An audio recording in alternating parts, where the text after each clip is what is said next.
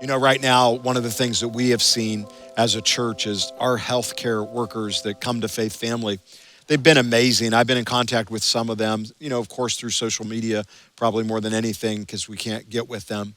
But man, they are seeing some things, and it's pretty crazy what they see, and they're giving of their lives. They're right there on the front line. And man, I want to say this: we appreciate that greatly. But the question would be this: like, what do we do with healthcare workers and or their family members? Like, they're going through a lot, and what advice could we give them, Dr. Robert?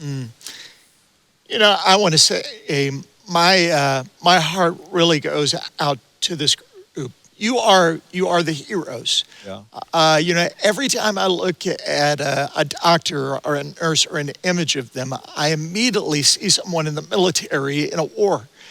And the valor, the courage that you're showing is amazing. But I want to tell you what troubles me.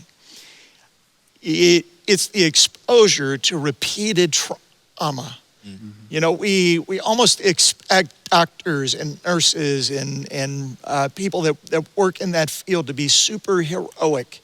But I've seen more and more of them break down and cry and just be overwhelmed because of what they're dealing with. So the thing that I would say is, you know, physician, the scripture would say, physician, heal thyself. What I mean by that is, you know that when people are sick, they need medical assistance. Please avail yourself to the counseling that can be helpful to you. You know, everyone needs, I believe, what I would call, and what we call at Emerge, a pain partner. You know, it is one thing to talk to people about your successes. It's another thing to talk with them about your struggles. The person you can share your struggles with is your friend. And you know, I want to extend Emerge counseling and other counseling centers to you. But it seems to me, after a long shift, to be able to have someone to talk to about what you're walking through, because trauma doesn't occur and we don't see it without there being effects. So we're praying for you that the Lord will help you and strengthen you, but please make sure that you take care of yourself. So good.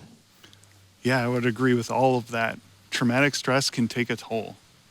Burnout can happen to people in this time when all of these things, all this pressure is being put on you. So share your life with other people. Share your problems, you know, share your struggles, share the good things that happen, and reach out for help when you need it, because there's going to come a time when it's maybe a little too heavy for you. And don't let it get to a point that you can't handle it. Do it early and do it often. And reach out to your Creator for help. Lay some of your burdens on Him, because He's got much bigger shoulders than the rest of us. Yeah, that's so good.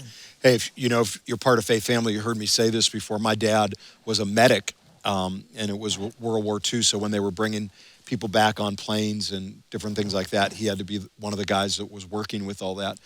And he's from the older generation, right?